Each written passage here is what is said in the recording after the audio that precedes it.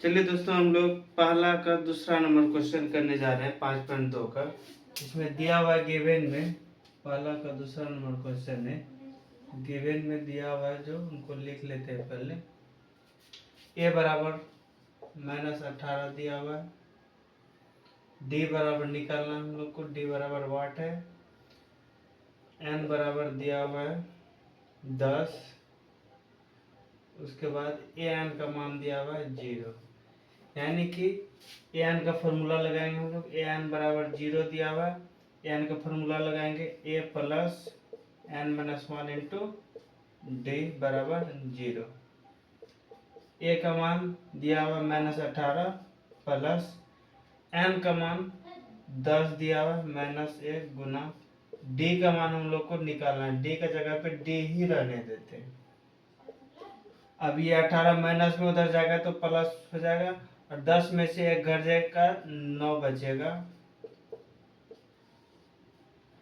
अब ये 9 गुना में उधर जाएगा तो भागा में चल जाएगा, तो कटाएंगे 9 दूना 18, यानी कि डी का मान 2 आ जाएगा। हम लोगों का आंसर आ जाएगा। इसी तरह हम लोग इसी में तीसरा नंबर का क्वेश्चन जो उनको करेंगे हम लोग। तीसरा नंबर का क्वेश्चन जो दिया हुआ है, इसमें ए का मान नहीं दिया है, ए का मान निकालना है। डी का मान दिया हुआ है, एन का मान दिया हुआ है, ए एन का भी मान दिया हुआ है। यानी कि जो गिवन में दिया हुआ है, ए का मान नहीं दिया है, ए बराबर वाट हो जाएगा। उसके बाद डी बराबर दिया हुआ है, डी का मान हो जाएगा -3। उसके बाद एन का मान है, एन का मान हो जाएगा 18। उसके बाद ए एन का मान दिया हुआ है -5। फार्मूला लगाएंगे हम लोग, चूंकि ए एन बराबर -5 दिया हुआ है, तो ए प्लस एन -1 इंटू डी बराबर -5।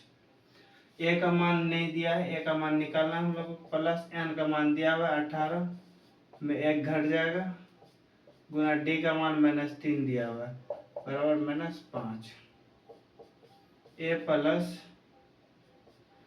18 में 1 घट जाएगा, 17 बचेगा, गुना -3 बराबर -5। गुना करेंगे प्लस और माइनस हो जाएगा, 17 × 51 हो जाएगा बराबर -5। ये 51 माइनस में है, उधर चल जाएगा तो प्लस में चल जाएगा। -5 प्लस 51, इसलिए ए बराबर हो जाएगा 46, यानी कि ए का मान 46 निकल गया।